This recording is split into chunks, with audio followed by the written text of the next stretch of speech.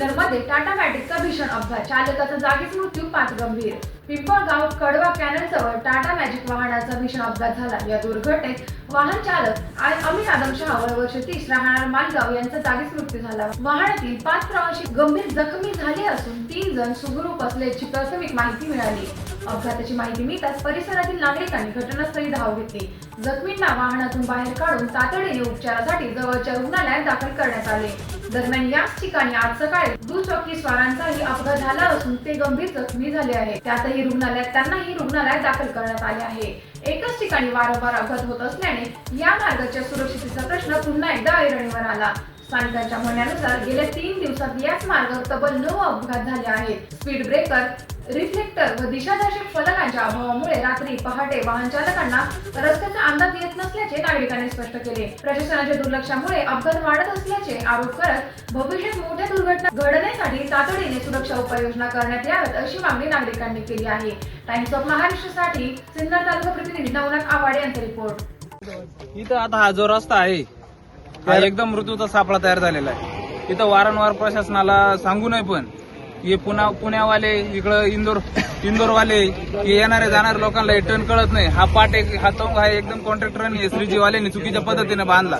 याची वारंवार माहिती आपण कोकाटे साहेबांना दिलेली आहे, खासदार साहेबांना दिली, उदय भाऊंना पण दिलेली. त्यांना व्हॉट्सअपला पण व्हिडिओ पाठवले सगळे. इथं 2 दिवस लय होते ऍक्सिडेंट होतो. आज सकाळी 6 वाजता ऍक्सिडेंट झाला. इकडे 10-12 लोक होते, त्याच्यामध्ये एकाचा जागेवरती मृत्यू झाला. इथं कुठल्या प्रकारचं बाजूनी कोणत्याही प्रकारची सेफ्टी नाही. इथं बॅनर वगैरे काय लावलेले नाही. इथं पाणी शेजारी, इथं कॅनल आहे. आता इथं सकाळी 6 वाजता झालाय. इथं शेजारी लगेच खेटून लगेच आता 2 तासामध्ये परत दुसरा ऍक्सिडेंट झालाय. तो पण दाखवा तुम्ही तिकडे गाडी पडलेली. प्रशासनाला काहीतरी कारवाई केली पाहिजे, कारण की वारंवार लोकांचा जीव जातो इथं. आम्ही वारंवार खासदार भाऊंना पण व्हिडिओ टाकलेले, आमदार साहेबांना पण टाकलेले, उदय भाऊंना टाकलेले. 3 दिवसात त्या स्पीड ब्रेकर टाकले पाहिजे. यांनी 4-5 ऍक्सिडेंट झालेले. प्रत्येक वेळेस मदत भेटणं असं काही सांगता येत नाही. मनमानी चालू आहे. कुठल्या प्रकारची सेफ्टी नाही, काहीच नाही.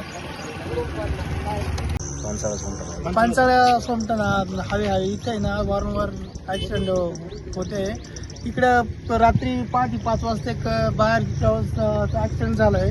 ती समोरून येताना टर्न मारताना इथं खूप मोठं टर्न आहे. पाटामुळे टर्न मारताना समोर इकडून लक्ष येत नसल्यामुळे इकडून सरळ तो खाली गेलाय. 4-5 माणसं ते ड्रायव्हरचं मृत्यू झालाय आणि बाकी खूप गंभीर जखमी आहे. शासनाने या गोष्टीची दखल घ्यावी आणि याला पाठीमागून आणि पुढून पण स्पीड ब्रेकर कमीत कमी 2 स्पीड ब्रेकर पाहिजे, कारण की समोरच्या स्पीड मध्ये येणार आहे त्याला तिकून समोरची गाडी पण दिसत नाही, कारण की पाटाचा तोंगाची बाजू हाईट झाली आहे आणि इकून झालेला वन इकून कमीत कमी साईडनं कड पाहिजे. 2 किलोमीटर सरळ करा बोललो होतो. हायवे सरळ असता तरी ऍक्सिडेंट झाले नसते. सोमटाणा पानसाळे हायवे इथे वारंवार ऍक्सिडेंट होत आहे. हे बघा, सकाळी इथे एक मालेगावची गाडी गेलेली आहे. त्या गाडीमध्ये साधारणतः 9 जण होते. 9 मध्ये एक ड्रायव्हर एक्सपायर झालेला आहे. 4 जण जखमी आहे आणि 4 जण व्यवस्थित आहे. त्यांना सुखरूप बाहेर काढून आम्ही दवाखान्यात पाठवलेला आहे. पण आमचं शासनाला असं म्हणणं आहे, हा रस्ता झाला पण याला कुठं रिफ्रेटर नाही, स्पीड ब्रेकर नाही आणि याची कुणी दक्षता बी घेत नाही. इथे आतापर्यंत कमीत कमी 10 ते 12 ऍक्सिडेंट झालेले आहे. तर आमचं शासनाला एवढंच म्हणणं आहे, काहीतरी याची दखल घ्यायला पाहिजे. आणि आम्ही कंपनीवाल्यांना बोललो वारंवार, इथे पानसाळ्यामध्ये शर्मा साहेब म्हणून त्यांना वारंवार बोलतोय, ते सुद्धा मनात मनाव घेऊन नाही राहिले.